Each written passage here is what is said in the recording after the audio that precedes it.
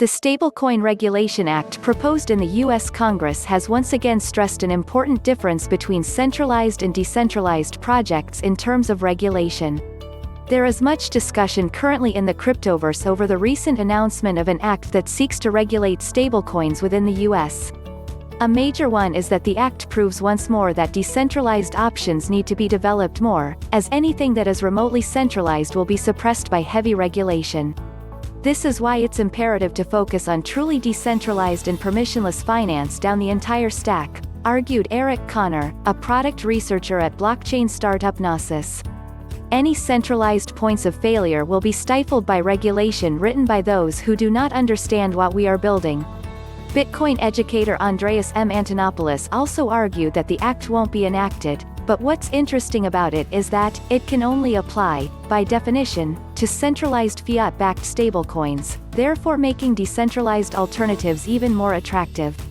This week, U.S. Congresswoman Rashida Tlaib, with Congressman Jesus Chuy Garcia and Chairman of Task Force on Financial Technology Representative Stephen Lynch, introduced the so-called Stablecoin Tethering and Bank Licensing Enforcement (Stable Act), aka the Stablecoin Classification and Regulation Act of 2020.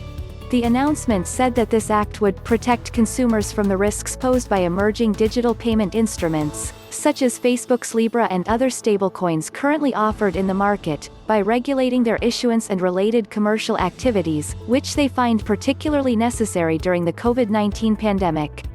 However, significantly for all the current and future issuers of stablecoins wanting to do business in the U.S., they would have to obtain a banking charter, get an approval from the Federal Reserve, Federal Deposit Insurance Corporation (FDIC), and appropriate federal banking agency, conduct an ongoing analysis of any potential systemic risk, and obtain FDIC insurance or otherwise maintain reserves at the Federal Reserve to ensure that all stablecoins can be readily converted into United States dollars, on demand.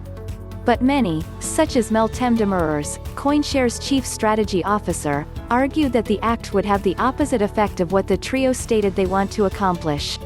The 116th Congress will end on January 3, which is the final deadline for this regulation to pass.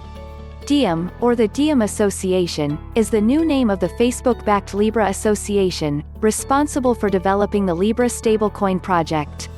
As reported last week, Libra is rumored to launch as a single coin-backed one-to-one to USD reserves as early as January 2021.